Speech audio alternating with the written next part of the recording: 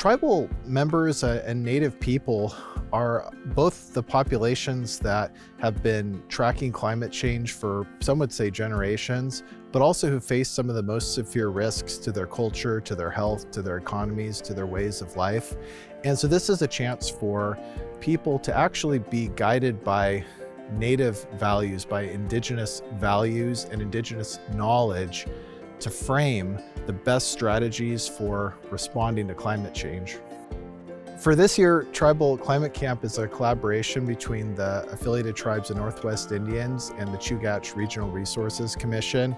And we're here in Seward, Alaska in the Chugach homelands and hoping to have a dialogue between tribes from the Pacific Northwest and tribes from Alaska. The Tribal Climate Camp is really helping tribes build capacity for not just climate science or climate data or information sharing between tribes, but also continuing to build support within tribal communities that have that knowledge and experience and need to kind of bring it up to another level, bring it to their governance systems. This is the place where you'll have those conversations, you'll make those resource connections with experts in the field or folks who are similarly experiencing impacts, and you'll be able to really address a lot of those things together. Tribal Climate Camp is important to tribal leaders because we are responsible for preparing our communities for the climate impacts and resiliency.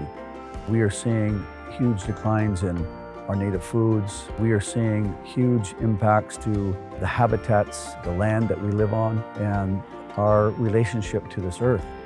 We borrow this land from our future, our children, and we're responsible to make it a better place once we hand it to them. In thinking of some of the, not just lessons learned, but how people learn at Tribal Climate Camp, I think that we learn best from each other, talking about how climate change is impacting our communities, the natural resources and the people that we care about.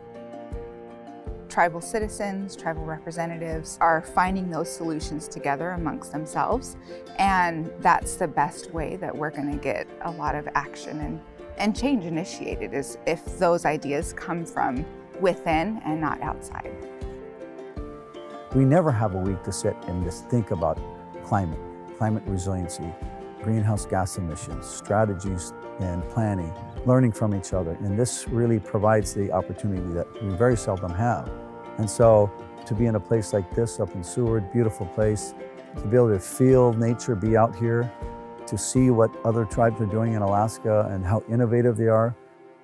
We learn from each other, tribe to tribe, and I think that's been something we've done forever, and I think we're renewing that connection again.